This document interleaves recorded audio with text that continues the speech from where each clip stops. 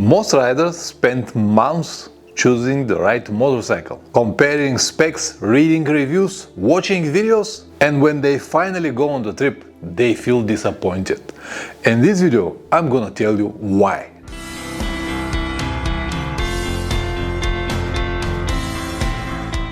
This video is not about motorcycles. It's about why so many riders, after years of dreaming, planning and saving, they finally get on the road and realize that something is not right. The trip doesn't feel the way they imagined, and the first thing they do is to look back at the motorcycle. Wrong engine, wrong suspension, wrong luggage setup. But the motorcycle was never the problem and will never be. In the next few minutes, I'm gonna show you exactly where things went wrong. Number 1. The real cost of wrong focus. Let me give you a number.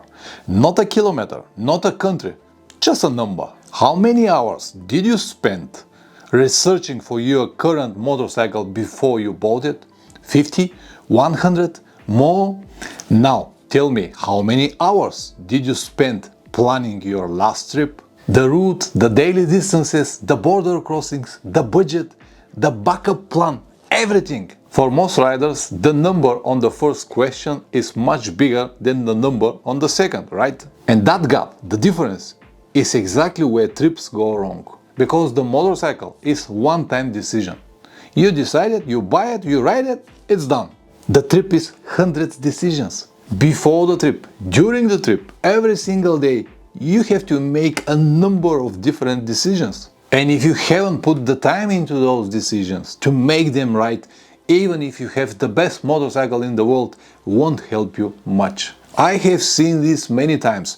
Riders who spend a year choosing the right motorcycle, then another one equipped it with everything that they might need, all the necessary adventure modifications.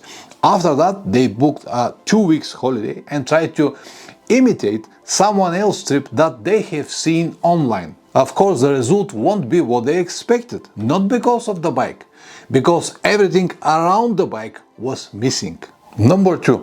What the motorcycle community is not telling you. Go to any motorcycle forum, a Facebook group, YouTube channel. What do you see? Bike comparisons, gear reviews, luggage setups, tire choices, engine upgrades. None of that is wrong. The information has its own place.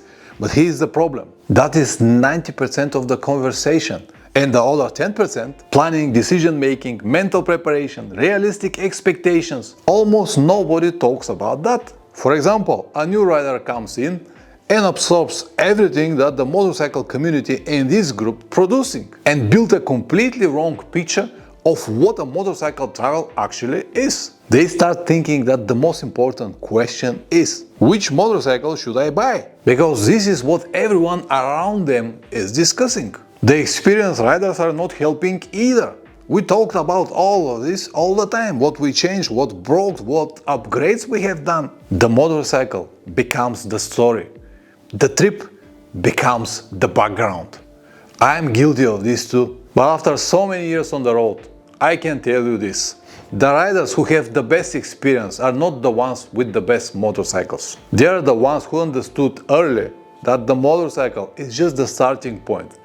Everything else is what matters. Number 3. What actually makes a trip good or bad? So what it is then? If it is not the motorcycle, what actually determines whether the trip will be good or bad? In my experience, it comes down to a few simple things. The first one is expectations. Most riders imagine the trip one way, but the reality is always different. Not worse necessarily, but different. The riders who struggle are the ones who cannot accept that difference. They fight in.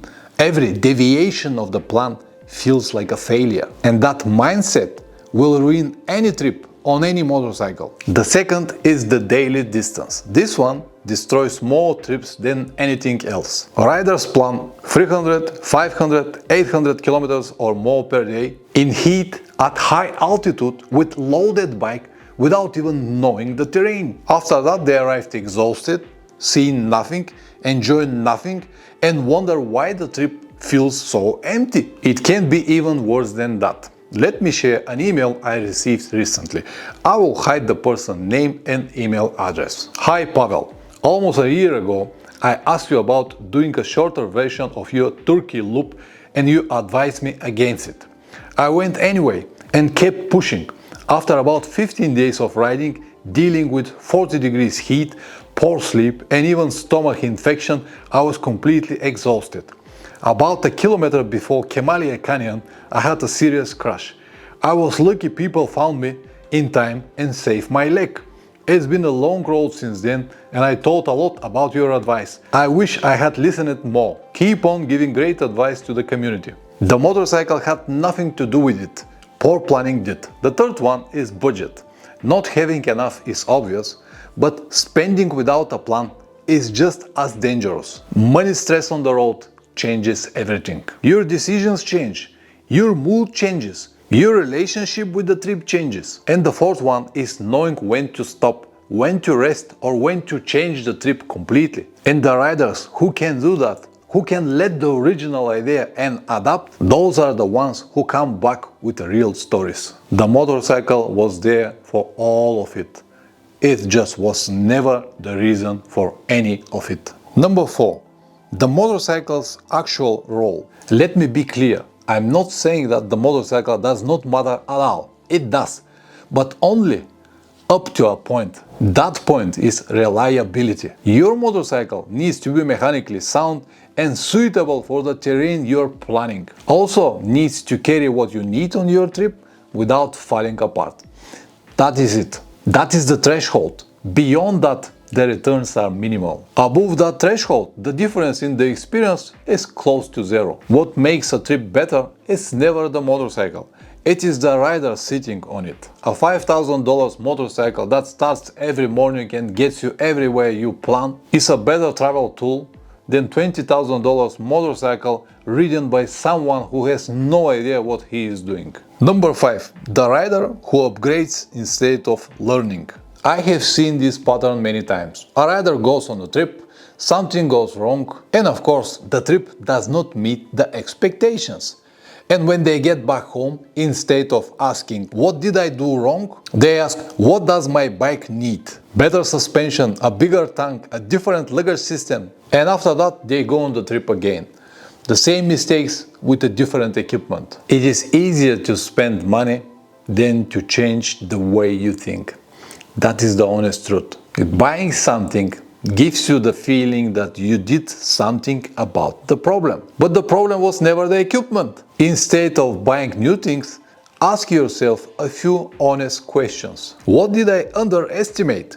Where did my planning fail? What would I do differently? The honest answer will force you to change the approach. The motorcycle is the easiest thing to change, but it is also the least important thing to change. So where does that leave you? Start learning about the trip the same way you learned about your motorcycle. Put the hours in, research the route, understand the terrain, set realistic daily distances, build a budget that works, have a backup plan, and be honest with yourself what you are ready for. Everything I just talked about you can find in much more depth in my online course Adventure Riding Without Illusions. Expectations, preparation, planning, daily distances, budget, safety on the road, mindset, and many more.